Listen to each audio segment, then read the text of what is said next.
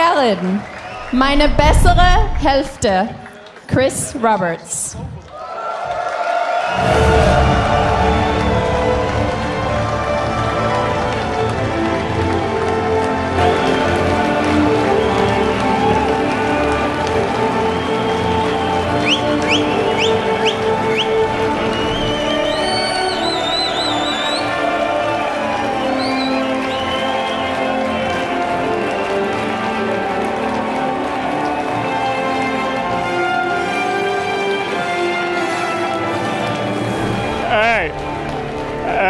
That's some pretty loud music there, so thank you very much for the nice entrance. So hopefully you guys have been having a great day so far. I think the new format's actually quite fun. It was actually nice to run around a little bit and talk to people that were, say, playing in Universum and see it. And hopefully you guys have gotten the opportunity to spend a little time and talk to some of the devs. I mean, we had the presentations in here, but also there was quite a few of the dev staff that were down in the atrium showing various things like the Planet, Solid, which is the planets and the solar system editors. And I don't know if any of you guys got to try the FOIP, the face over IP. I don't know. It's hopefully you did. It's pretty cool. It's made some strides since Gamescom and played in the planetary playground. So it's been I think, quite good. So let me. This thing's actually good. There we go. There you go. Well, anyway, I was talking about the auditorium, where I think we had some pretty interesting panels. It seemed like the animation guys did quite well with their nice videos.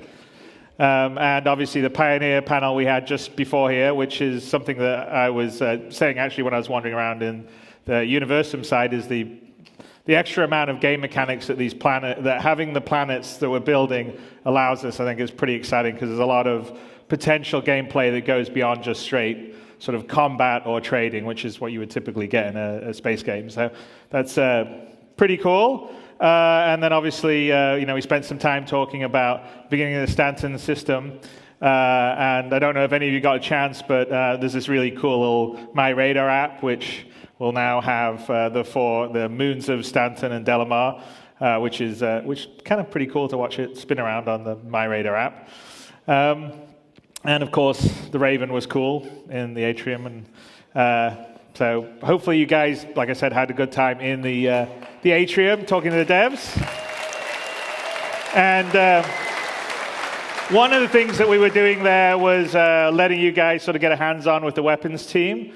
And we have a weapon that's sort of a special skin for CitizenCon, which you can get on the web. But for everybody here, I think a fair number of you were sort of hands-on with the team, and they were sort of helping you guys were interacting, deciding, or giving hint or feedback on like what a weapon design or color scheme could be. So I picked the two best ones. There was a few more than here, but these are the two ones that I felt could be okay in the game. There was a few that were maybe a little more colorful or interesting, I should say. So what we're going to do, because everybody that is here in CitizenCon will get the weapon that we pick for free in their account, and they can run around with it in 3.0 when 3.0 goes live.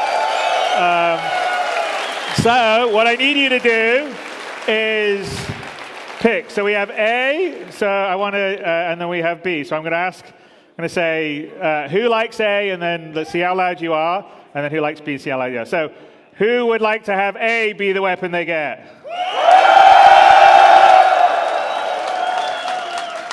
Okay, that's pretty loud, so let's see how the B fans are going to do. Who would like B to be the weapon they get? Okay, that sounded exactly the same.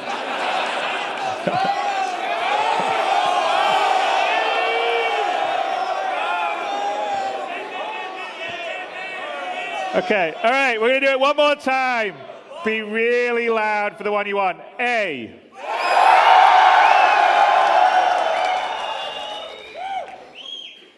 B.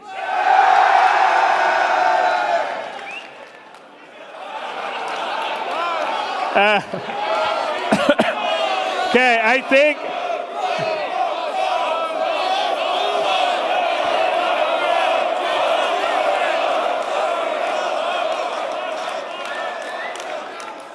All right, screw it, both. We'll do both of them. You guys.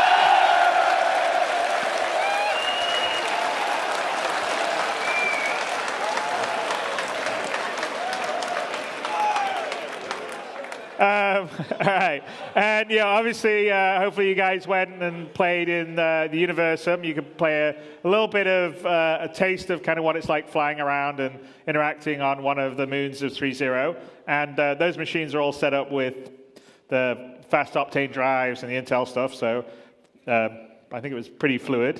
It was pretty cool. So hopefully you guys had fun. Who got to play? Who played up in Universum here? Okay, all right. And then, yes, you got to mingle with the devs, which was, I think, pretty cool. Hopefully you guys got to talk to other devs besides maybe me. Yeah? Okay, good. And then we had our live stream, which I did hear that there was some lag apparently on, but we spent a lot of money in this venue to upgrade their internet, so it certainly wasn't that. So we're going to blame it on Twitch at the moment. I was watching some of it back when we were working on the presentation back there, and I wasn't getting lag. I was getting a couple of, like it would pause, and then it'd be fine. But I didn't get lag, and it wasn't stuttering. But who knows? Who knows? It's our curse. Anyway, here we go. So what's next? So right now, as most of you know, we're working on getting 3.0 out. We've currently got it in Evocati testing. Are there any Evocati members here? Okay, well, thank you guys very much, because you're dealing with the painful part of it, where it crashes a lot, and you guys have to sort of not concentrate on the fun, but concentrate on the errors. We say, please, we need a lot of people playing this thing. And I have to say, I don't know what you guys do, but our QA staff never managed to do the things that you guys did to the servers. So we were like, oh, this is looking good. It's 30 frames a second. And we put it live to you guys, and it's like, it's now 8 frames a second. What do they got? Oh, they've got 20 staff errors. What are they doing? But yes, as I said, so we're in the final test, and one of the nice things about what we're delivering in 3.0 is also the delta patching. So, on the dev side, we use it all the time. Our updates are way quicker. I think probably for you guys on Evocati, when you download, it's nice not to download 20 gigs every time there's an update.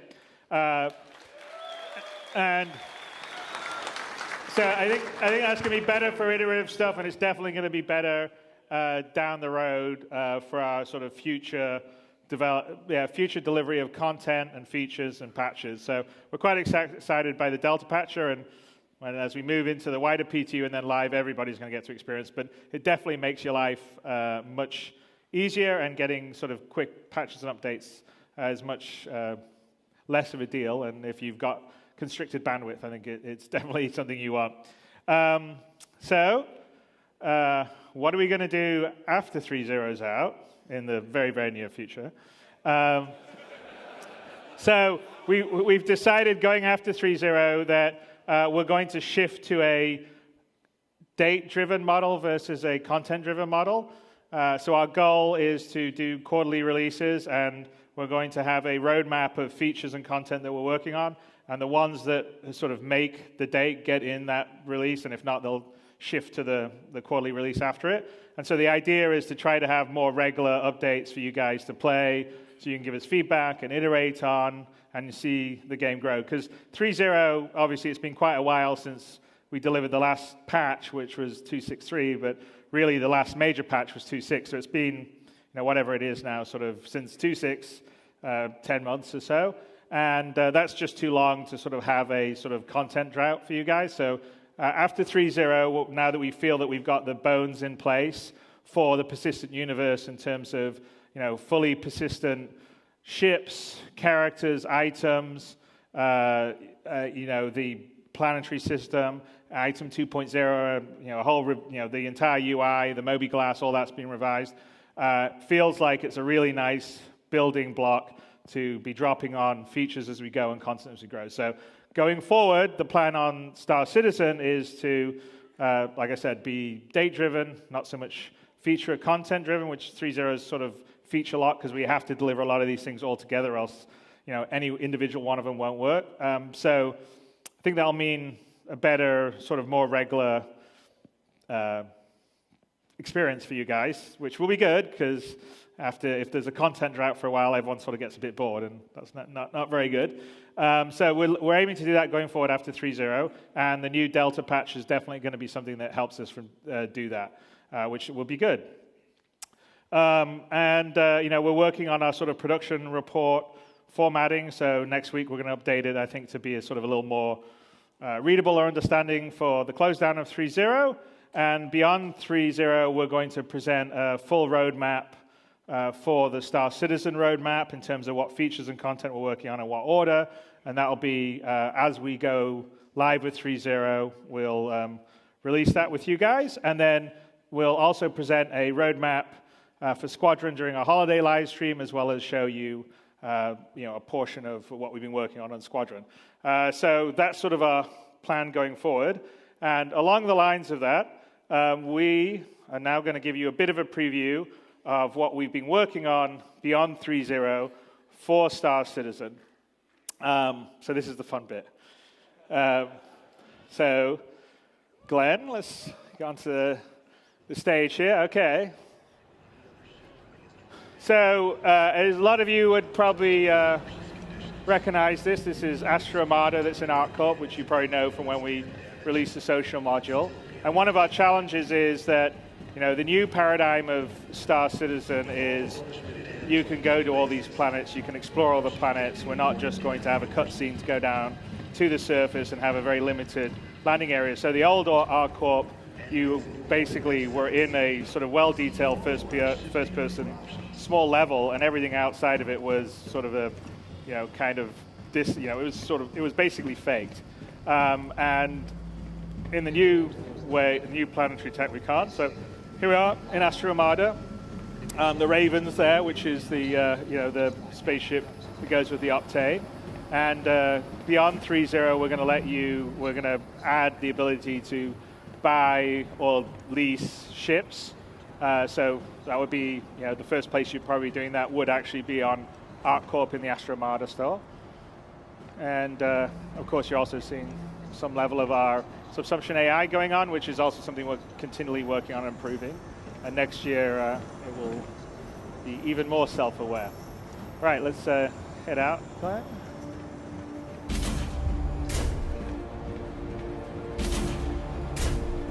Okay, so we've got a bit bigger.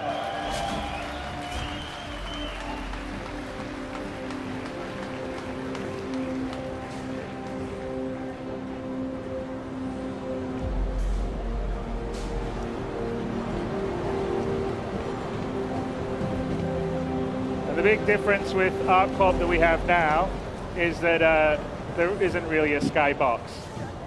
Everything is real. So, well, not real, it's digital, but it's there. It's a digital thing. So let's just head through the main plaza of Area 18 here in ArcCorp, which like I said, you guys will have known from the social module, although it's quite a bit different than it was in terms of scope, scale. Obviously, you can see a lot of the advertising and vibe stuff. But let's head out through the customs.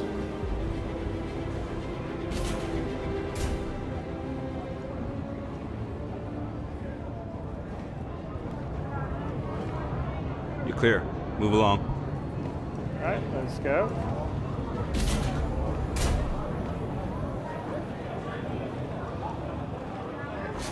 So everyone's in a line, as always, if you're going anywhere to get through immigration.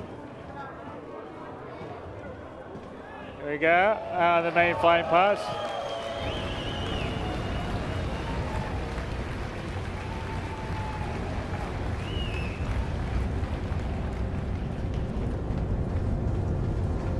So, yeah, very Blade Runner-esque we got going. So this is a Terrapin, which again isn't in 3.0, but is going to be just after 3.0. Although I think we should probably, Glenn, shouldn't really. Let's start the small amount, right? The new Aurora, perhaps.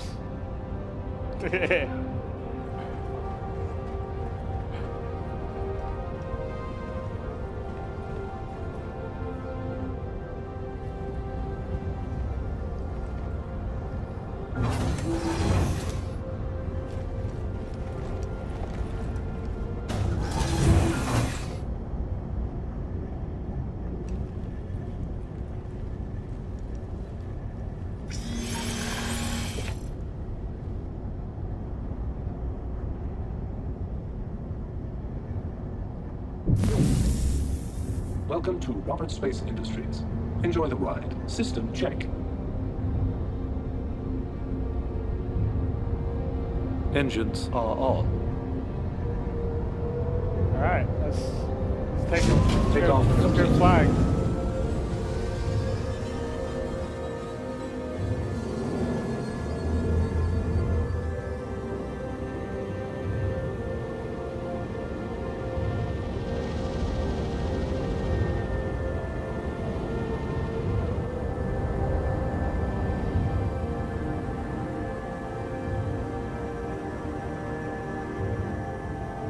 Not sure we're going to let you actually get this close to the populated areas, but we'll let you guys do it.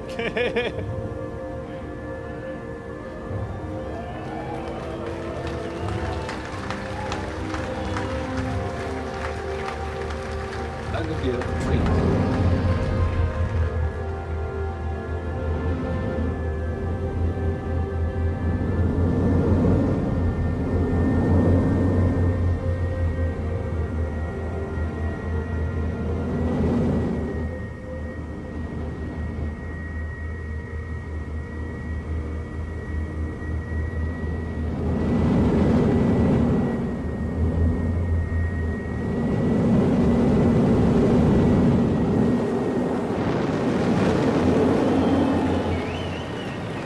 So, what you're seeing here is ArcCorp, which is essentially a full-size, Earth-sized planet, completely covered with man-made structures, and at a real scale. So you're seeing everything to the horizon, fully covered. You can basically fly all over ArcCorp.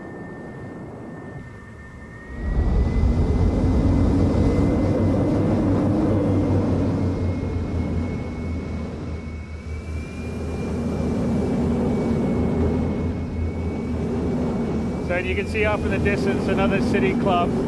So that up in the distance is area 17, and we're flying over the suburbs now. So this is pretty much Coruscant.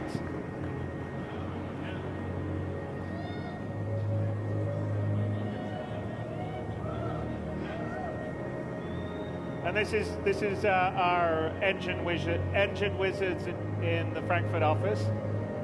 Who's doing this? So Marco Cubetta and Alex Ramotti, who will be out here in a bit. And actually area 17 over there is about 25 kilometers in the distance. So we're just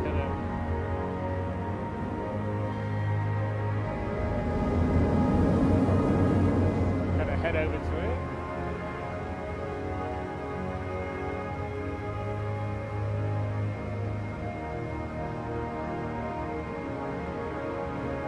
Landing gear deployed. 2947! There's our tradition.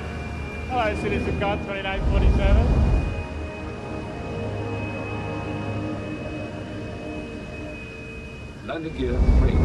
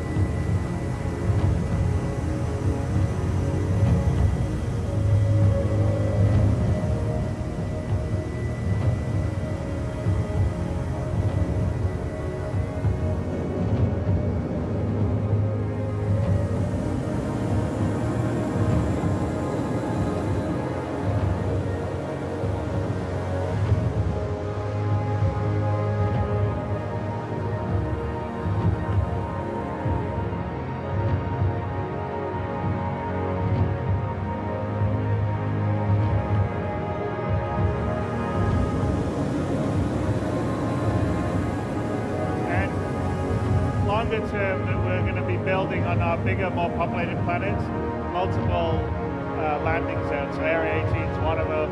Area 17 would be potentially another one. And we'd have quite a few around ArcCorp because it's such a big planet and the detail and the scale that we're going for. We sort of feel like it has to be more than just one landing zone or two landing zones and then nothing else on the rest of the planet. So it has to feel believable at the scale of our universe. And that's always quite a challenge, but some of the technology that we've been building is allowing us to do that, as you can sort of see from the visuals that we're flying around here, where we literally have a planet covered by a city.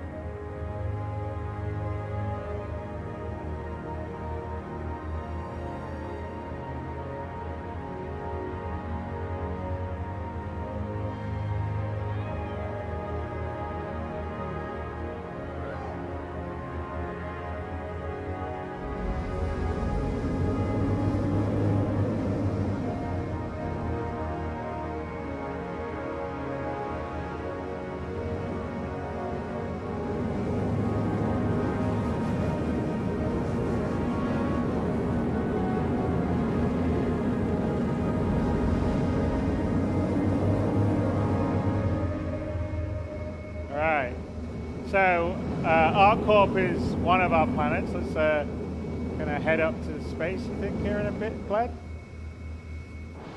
We can have a little view of Area 17 as we go beside it, though.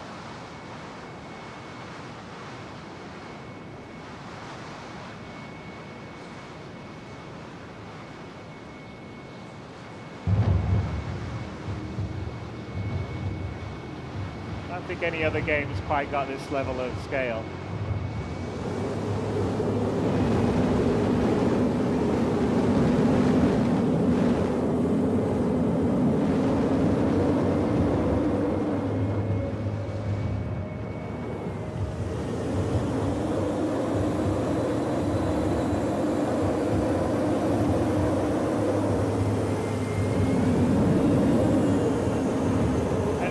And that little the red cluster you see up there is actually the pyro system. So when we leave Stanton, that will be one of our destinations. As you sort of see.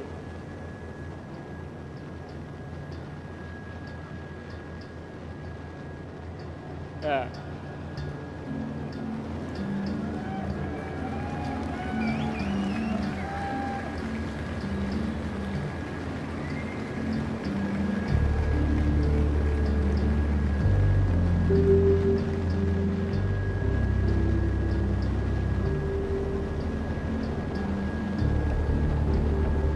Well, don't worry, we're working hard on it for you guys.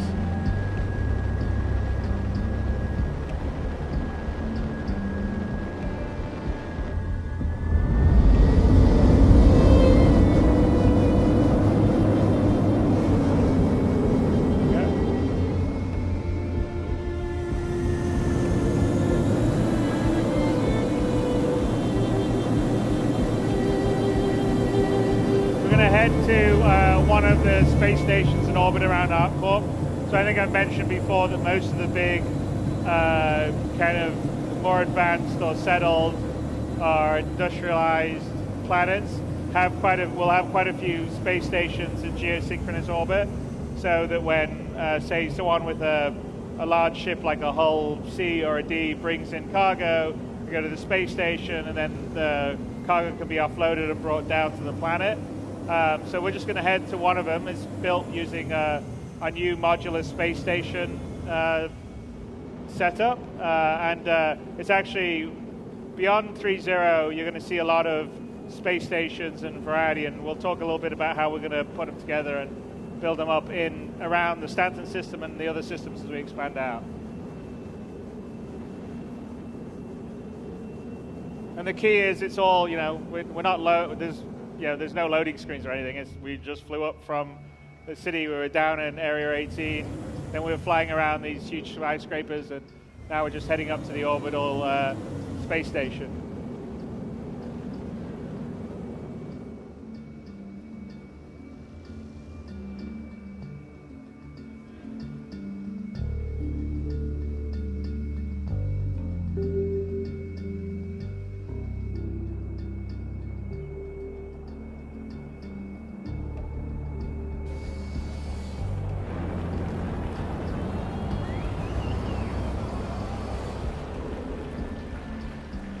Glenn's just showing off.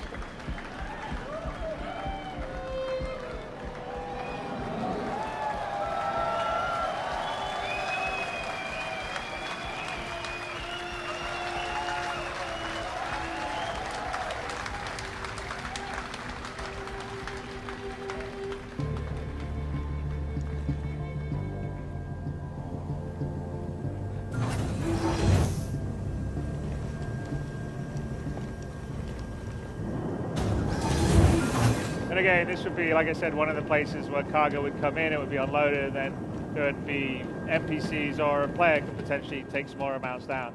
But to give you an idea of this is, the beauty of the sort of Star Citizen 64-bit precision is like we fully, it's all there. We're up here on a space station looking down on the planet.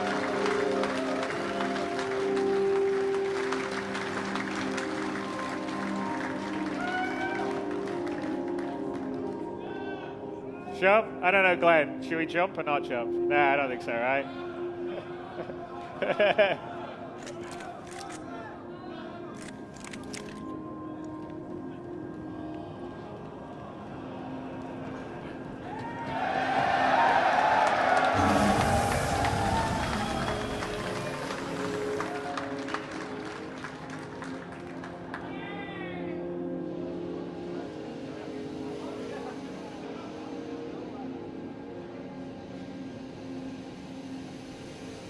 All right, let's get back on the platform.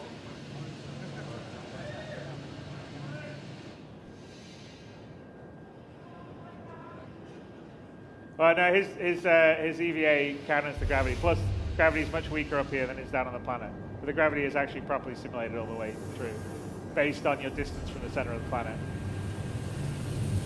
Let's get up. All right.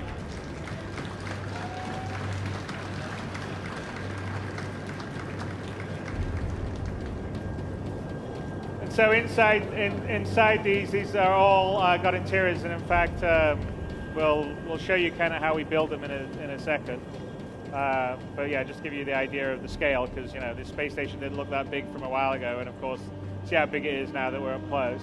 And if we go through here, there'll be an elevator we get through on the other side that would get us into the atrium. So we'll show you a bit of that in a little bit. Let's kind of continue on with our journey.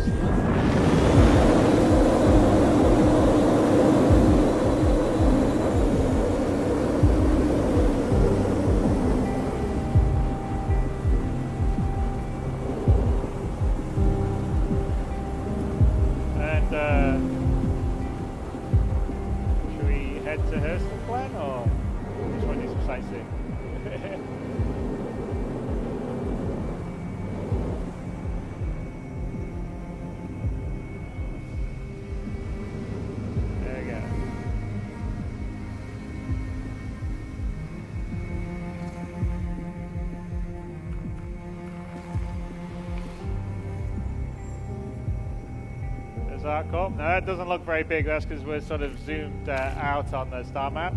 But Lorville is 23,205,500, whatever that is, 968, 66 now, 68 kilometers away, which is quite a long distance. So should we start our quantum?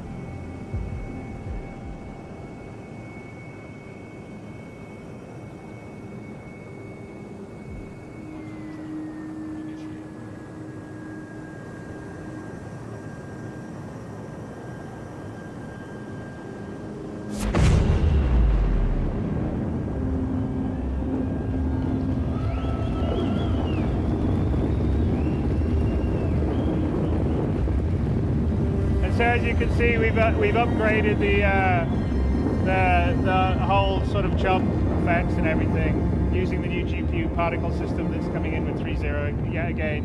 Yet another thing that we've added, which you can see with the contrails and the engine trails. Now, 23 million kilometers, even at 0.2 of the speed of light, takes about 8 minutes. Now, and actually in the gameplay side of things, it probably would actually take you longer for the journey because you'll probably get pulled out of quantum by some other ships, and there'll be we won't probably let you go one jump directly to the other jump because there needs to be some time invested in getting there, like taking cargo or whatever else. But just a pure unaltered, uninterrupted jump's about 8 minutes at our quantum speed. So while we're doing that, we're going to take a little bit of time to reflect back on the tech that you saw on display. So Sean, you want to come to the stage, and Alex Ramotti, who's one of the key people at procedural tech. And I'll hand it over to them to sort of talk about how we built some of the stuff you just saw. All right, hi there everyone. So for those that don't know me, my name's Sean Tracy. I'm the tech director of content here at Cloud Imperium Games. And up here on stage with me is one of the bright minds behind some of the content that you saw there in Area 18 and ArcCorp, and behind some of the tools, and his name's Alex Ramotti. He's our lead technical artist at Cloud Imperium Games.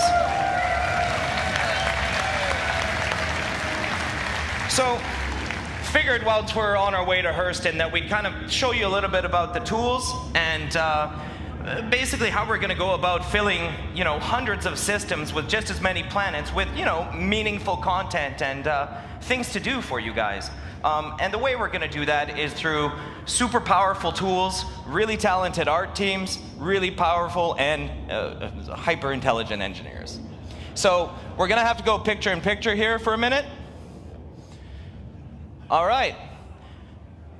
So go ahead, run the tools. All right, so the first one I want to talk a little bit about is our procedural city generator. So here, it's a top-down sort of tool that we've built for the artists and the designers, and what they basically do, they draw the perimeters of all their districts. Now, I realize it looks a little bit about like Minesweeper or even like a SimCity kind of look, but actually that's a really nice interface to this kind of thing.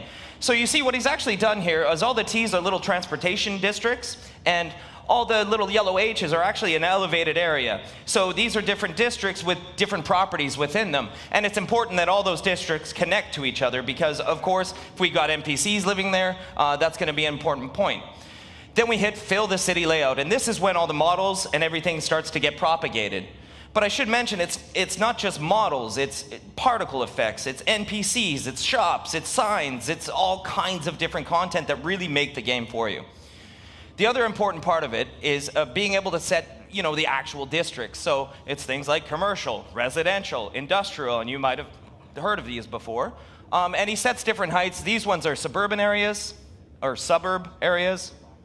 And this is where, the NPCs will live. It'll be different habitation sort of areas. And then we hit Save City Layout, and we've got our city.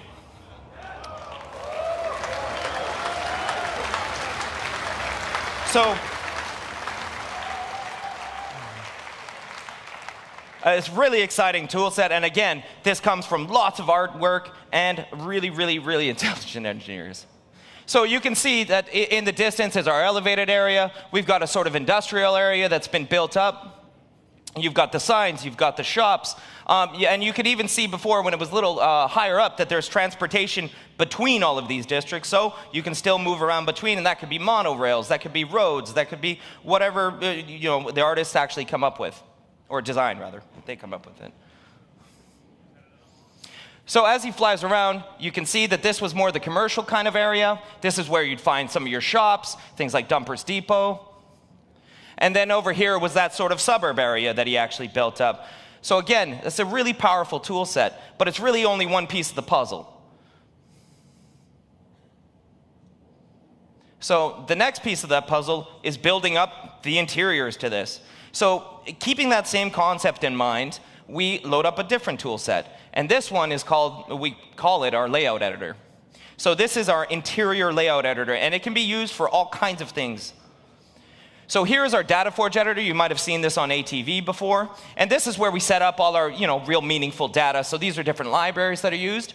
But for the artists and designers, what they actually use is a flow graph system. And each of those boxes or nodes are actually rooms. And each of the connections are hallways or doors or elevators and things like this.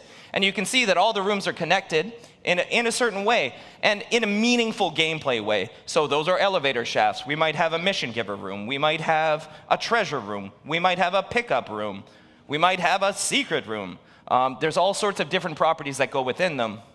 Once we've got that flow graph, we go to our editor, we load that flow graph, then we give it a deterministic seed, and click OK, and the tools go ahead and build that environment for us. So now, an artist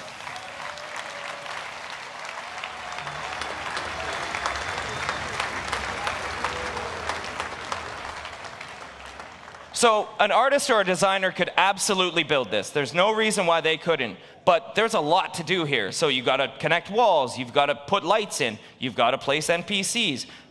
Even some kind of technical things. We've got to place atmosphere areas. We have our room system. We have a power system. And one of the problems with that is that, it's a little prone to error. So like, oh, if I forgot my link, I didn't name it right, or whatever. Or I used an art kit that the art team wasn't quite ready for, things like this. So it kind of mitigates that problem. But you can see there's very meaningful content. And we've got a level of like Port Olisar already generated within a couple minutes. And again, design or an artist could absolutely do this. But again, we've got to fill a massive amount of content here. So he explores around a little bit. We can see that there was a shop earlier. I think we might have gone through Kasaba, check that out. And the other thing about it is a lot of these sort of systems will only generate like a certain one floor. But again, if we put like a stairs node within it, we're going to get different levels. So here we load a different flow graph. This one is a different procedural seed. And it builds up right again. So again, we can regenerate and regenerate and regenerate so many different sets of these interiors. All right, so that's the second piece of the puzzle. And the third piece of the puzzle, and one of the more exciting ones, you want to run the next video, is integrating it into our planet ecosystems. So the ecosystems, and what happens in this video is we're changing some of the properties just off screen of the ecosystem scattering. So it actually scatters all of these assets. So again, the cities plus the interiors within them, and it integrates them seamlessly into the ArcCorp cities. So you can see there's Area 17 in the background. Kind of looks like LA with the smog. But we changed some of these different properties, and you can see the scattering happens over and over. So we're about to hit Hurston here. I'm going to go ahead and give it back over to Chris. But I really hope you guys enjoyed the tools, and really thank the team for working on that stuff.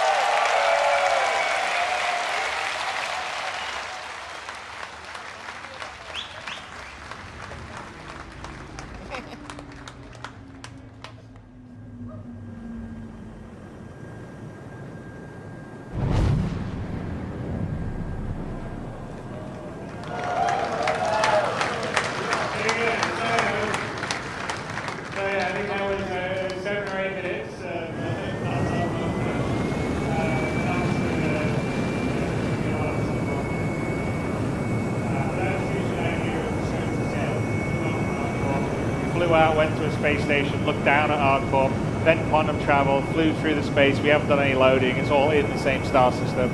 And now we're in orbit, like high orbit actually, well, quite a ways out from Hurston, which is another planet inside the Stanton system. ArcCorp is owned by ArcCorp. In the Stanton system, the UE leased each one of the major Earth-type planets to different corporations. In this case, it's Hurston Dynamics. which primarily is a weapons manufacturer. And Hurston itself is the kind of, it's the sort of planet that is what happens when there is no regulation and there's no environmental protection. So it's probably going to be like China in 100 years or America after the EPA has been dismantled.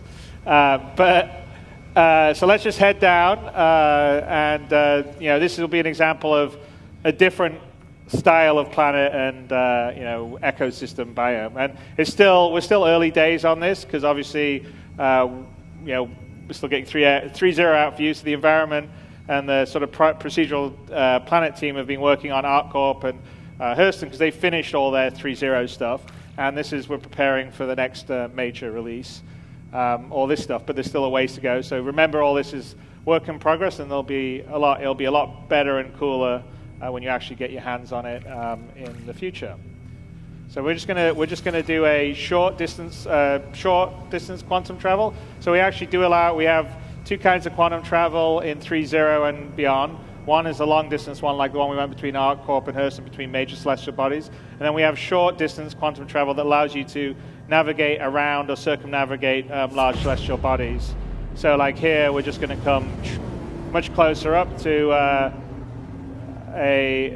the kind of sort of low orbit gateway into Hurston. So I'll let Glenn take us down with his consummate flying skills.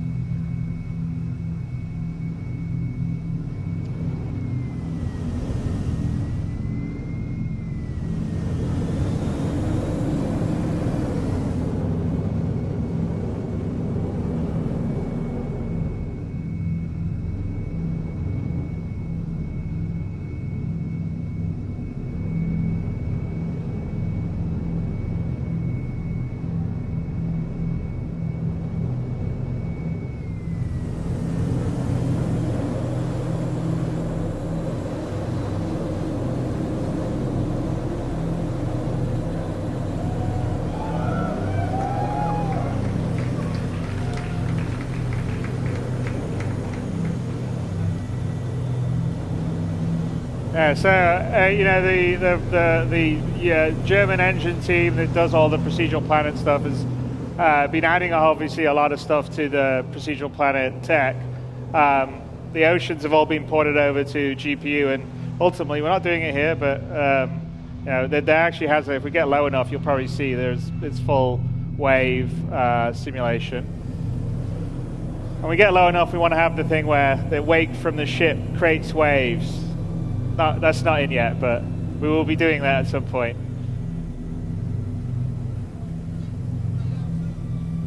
Yes. Well, as you know.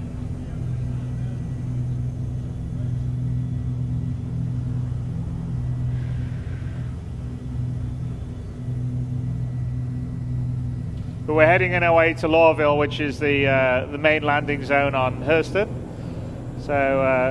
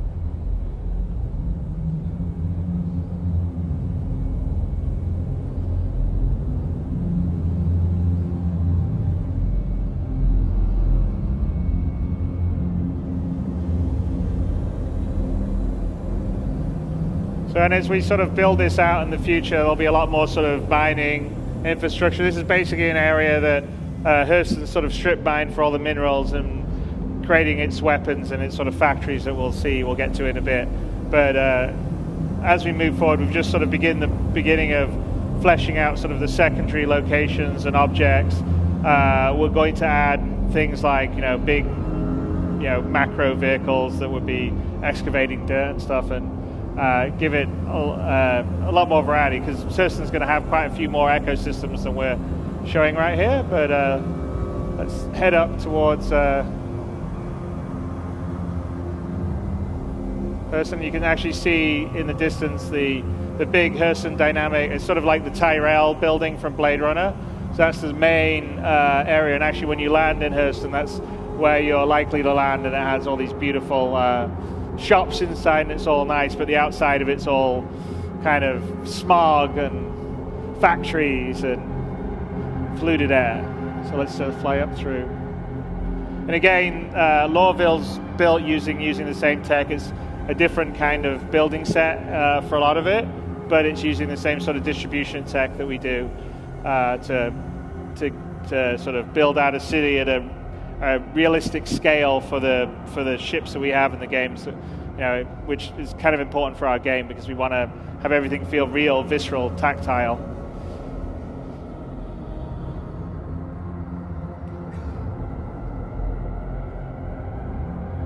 And you can sort of appreciate just the sheer scale of these planets, because off in the distance Hurston didn't look very big, and now we're flying through it, and it's these are pretty tall, big buildings.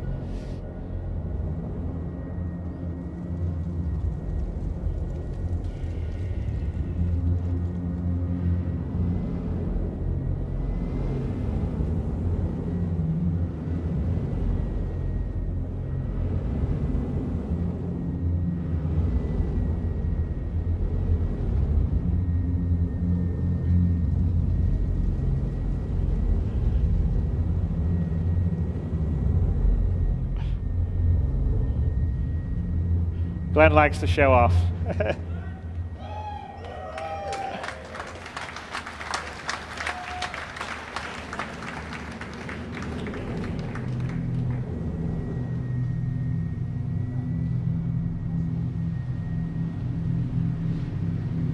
So let's sort of head to the outskirts outside the city, because we want to sort of give you a sense of kind of what it's like in the ecosystems outside, and then also the sense of scale that you get, because when you're flying around, you're moving pretty fast. I mean, we're flying at a pretty fair clip relatively. I don't think they'd like you flying around, say, Frankfurt at this speed, just above it. But to give you the sense of being able to fly over a planet and then get down on the ground, it's all seamless, and also all the details. So we'll just go out here beyond the main city areas and find a landing spot. Landing gear deployed.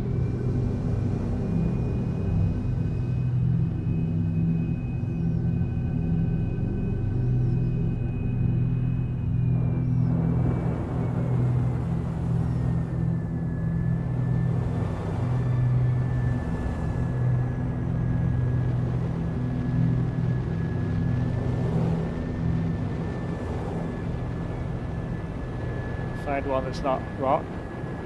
There you go.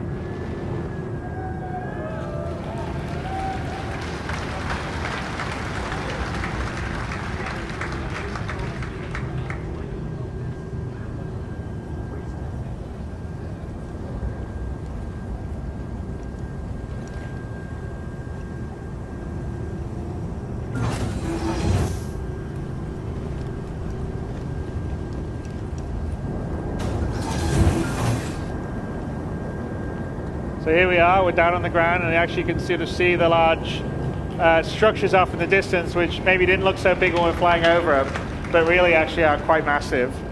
And this is kind of like the kind of tundra area outside Lorville. And let's go for a little run.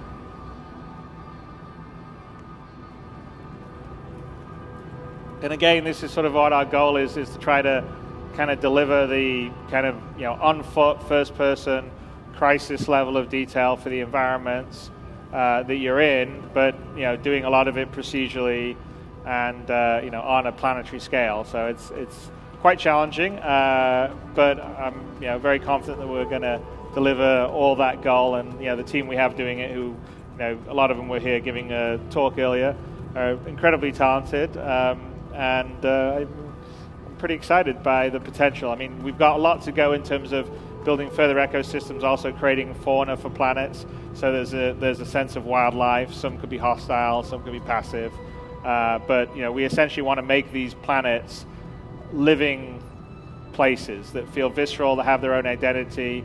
When you go to ArcCorp or you go to Hurston, they feel totally different. They match with the sort of story and the history and the lore.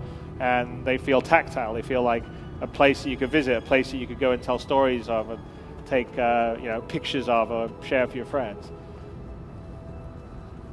So someone's conveniently left us a Knox. So you can use that to get a bit closer into the city.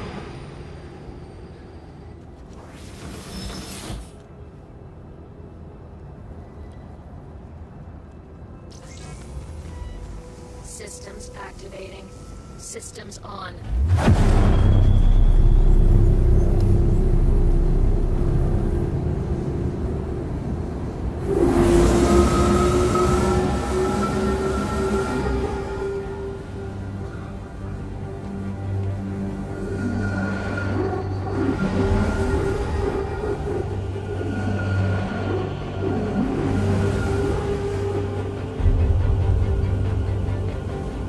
You sort of can see the city stuff that seemed quite small as we flew over it. We're down on the ground and it's pretty huge. Oh, all right, let's see if...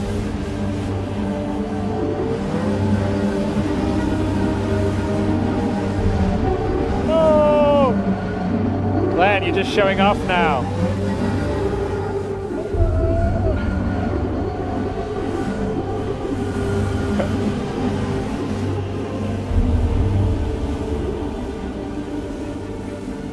See, it's just a show off, Glenn.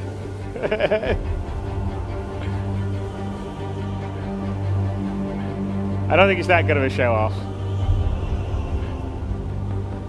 So here we're sort of coming to the outskirts of one of the factory areas of Lorville.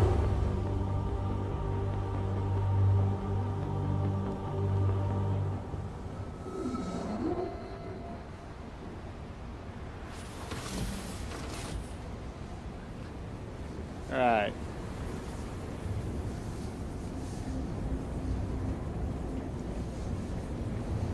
And again, we just have the beginnings of sort of our NPC population system. So some of the other stuff besides the interior procedural stuff is, longer term we're working on sort of a background crowd simulation system, a traffic simulation for ships coming and going in the background. Yeah, the knock says it sounds little physics bugs going on. Then we have foreground NPCs that would be like mission givers that have their own full schedules and stuff like that. But all the places will get populated and feel like they're full of life. So you'll have like I said, the whole goal is to have 90% NPCs to 10% players in the universe. And when you come to a place like Lawville or a place like ArcCorp, it has to feel like, it has millions of people in it because these cities are at that scale and that's sort of what we're used to. And so we're working very hard to build background systems to be able to do that, scale it, create them on demand, and create a realistic feeling location on whatever planet you're visiting.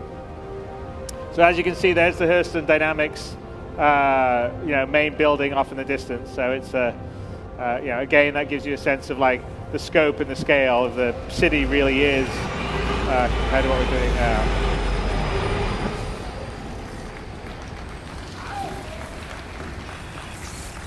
And as I said, one of the things we're working on is fauna. So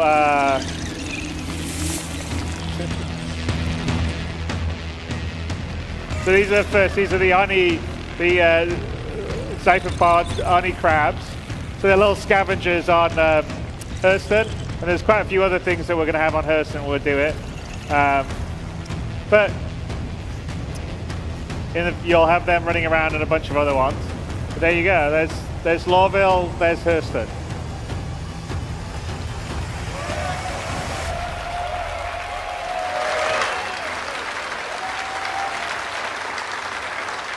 So that's the sort of preview of where we're going, and you can see the amount of attention to detail and the amount of love and hard work that's going in from the team to do that, because we really want to build out the universe of Star Citizen to the level that matches the vision of us and you guys, plus all the amazing concept art that everyone's done. So people could say, no, you can't, that's crazy to do that. Well, our goal is to actually do it. And so they've been doing a great job. A lot of the team here that's worked on this is here. And I actually, at the end of here, I'd like to get all the team members up on the stage, people that have been showing stuff on the floor, help put the demos together, helping assist, do the live stream. So everyone that isn't necessary to run the cameras and live stream, why don't you come up on stage here to get a well-deserved round of applause. So come on. And where's Sandy? Let's bring Sandy out. Here we go.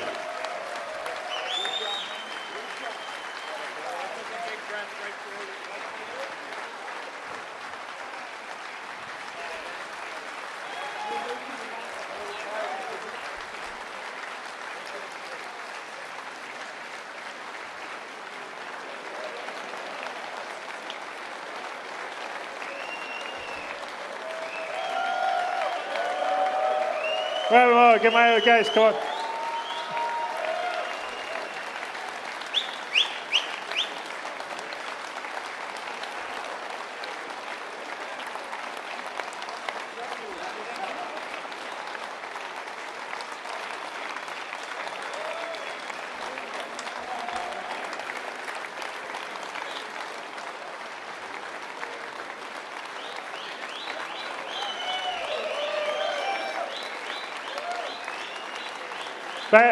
By the way, ladies and gentlemen, Marco Corbetta is here. He's quite shy, but he's actually the prime engineer behind the procedural. He has quite a few other people in the engine team that are doing, but a lot of all this planet stuff is his over there, Marco Corbetta. Ladies and gentlemen.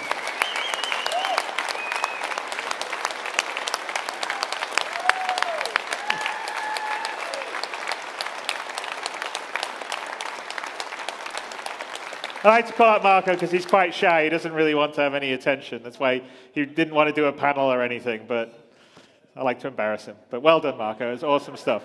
And the environment team that built all that stuff did an amazing job. I mean, you met quite a few of them. There's Michelle Cooper back here. Where's Ian? Ian somewhere. There's Ian. Pascal somewhere. I don't know where Pascal is. There's Pascal. So I can't remember. I got anyone else here from the I don't know. And then there's where's Sasha? Is he hidden somewhere? Yeah. There's Dan Truffin in the back who put together all the little NPCs for our corp and stuff. What's that?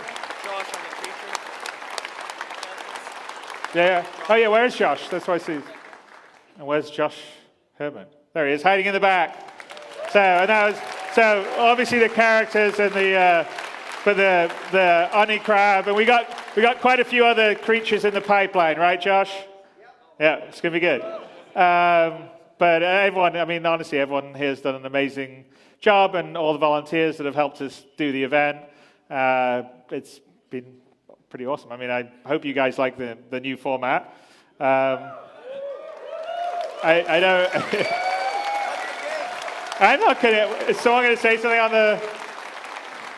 It says "Happy 5th birthday." All right. Did I just cut it?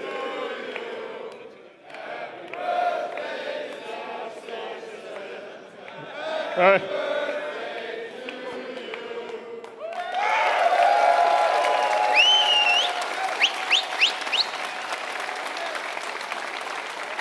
Wait a minute. There you go. It's a little cake. Here, come on, Sandy. Who wants some cake? All right, Jared. Here, Jared. Go, Jared. There you go. All right, now I've got blue on my hands. All right, okay. All right, but thank you. And by the way, the other thing that outside of everyone here has done an awesome job is everyone in the crowd and everybody watching online and everyone that's is in the community that's backed the game, because we couldn't be making this game and doing stuff at this level of ambition without all your guys' support. So every day we are grateful that you guys allow us to be doing this. So thank you very much.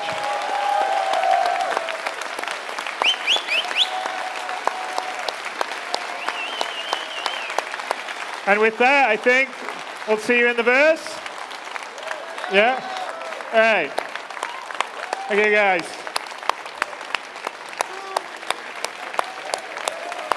All right, now I need to get my hands clean. Yeah, I'm going to get my hands clean.